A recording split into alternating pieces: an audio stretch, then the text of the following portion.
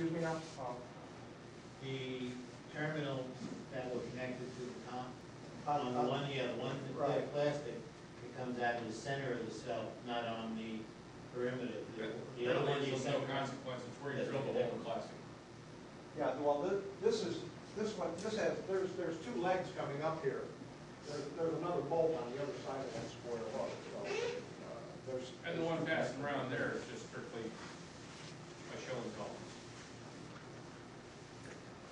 You can build it and put your terminals anywhere you like. You can bring them in from the sides of the tubes if you would like. That's entirely up to you. And you can be very creative on how you do it. Several different design parameters that people have been testing and trying. This is a new industry, and people are trying new things and various different things. Some successfully, some not so successfully. This is what's considered a wet cell, and the reason we call it that, the plates are submerged under the electrolyte, and the edges of the plates are exposed. That example that was going around, if you would just take that and dip it into a cell. Here's another one, entirely different appearance from the others.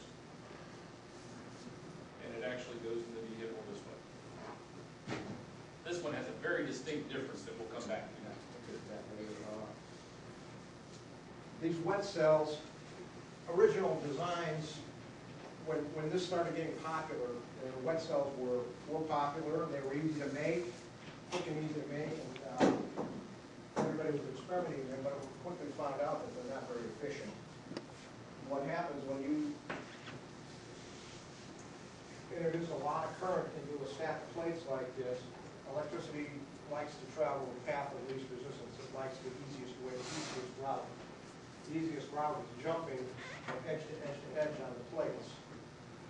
So we lose a lot of current by this jumping from the edge to edge, as opposed to the current traveling through the faces of the plates, cracking the water.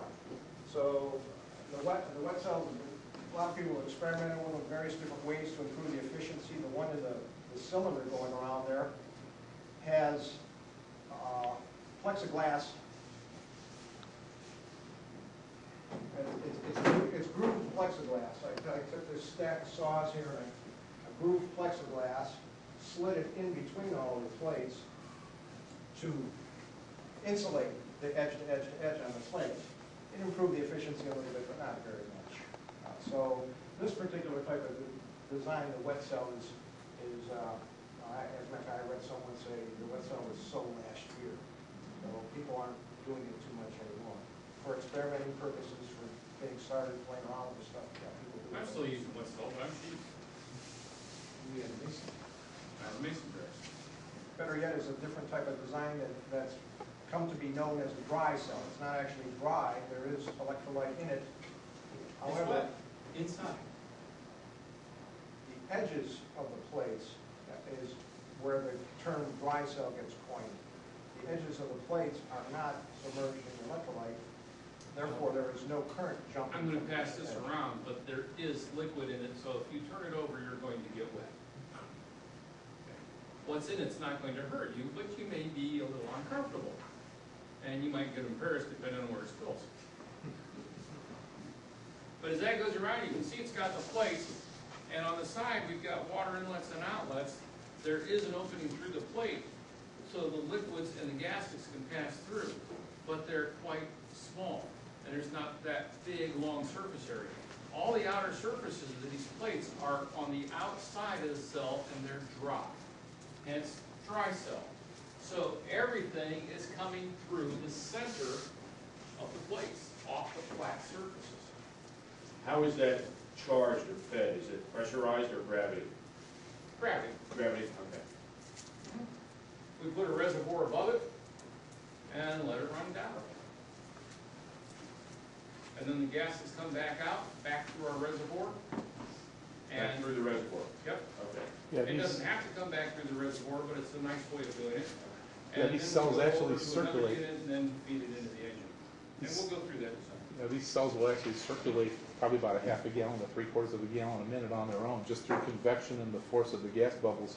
Really? Pumps up to the reservoir, then gravity drains right back to the cell. The reservoir becomes the separator of the gas and the electrolyte, so the gas gets piped from there. Anytime you're putting electrical current through something and you have a chemical reaction happening, you get heat.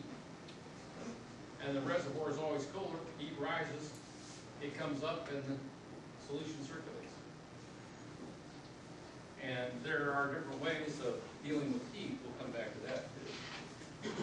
So, since we're already starting to talk about it, We asked these questions. no, sure do.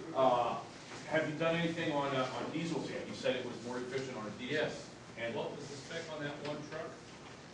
I just called last night. Have a friend in Baltimore who has been studying this stuff on the internet, online, looking at YouTube videos and websites and so on.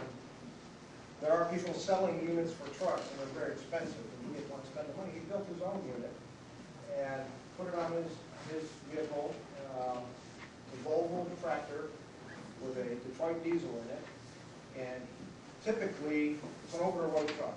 Depending on load and road conditions, he would without, before the system, he would get from 6.5 to 7.5 miles to the gallon. After he built his own system and put it on there, he now is averaging between 10 and 12. Really? per gallon.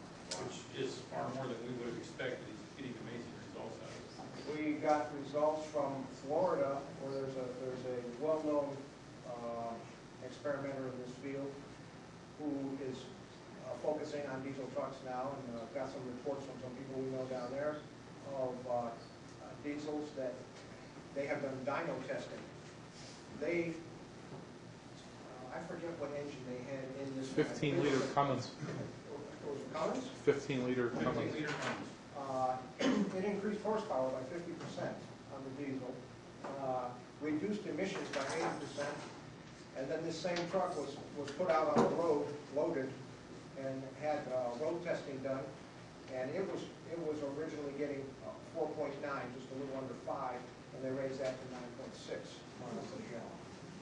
So It's happier in diesel than in a gas engine. You know, if your friend went to Detroit, was that a VTEC engine with electronics and computer on it, or was it mechanical? you know, I'm sorry, I don't. I believe it's mechanical, Have you but I'm seen, not sure.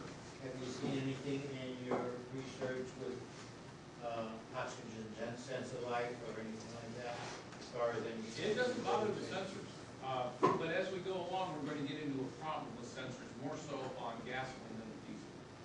It's going to show reduced Yes, sometimes. yes. And you'll be able to. There are, Yes. and we're kind of jumping the gun here, but there are some of the new cars, OBD2, where you hook it up and your mileage will go down. Now we're getting all out of sync. But we'll come back to that. Sorry. That's okay. Many years ago, they had water injection into the engines, Yes. 1950-ish or so, which.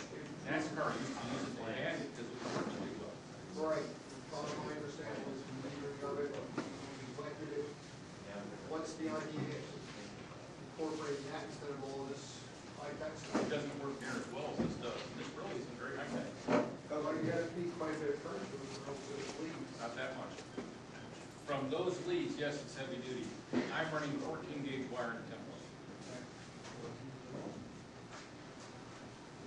So one of the tempo set up working properly. After it's good and warmed up, it's only pulling about 15 amps.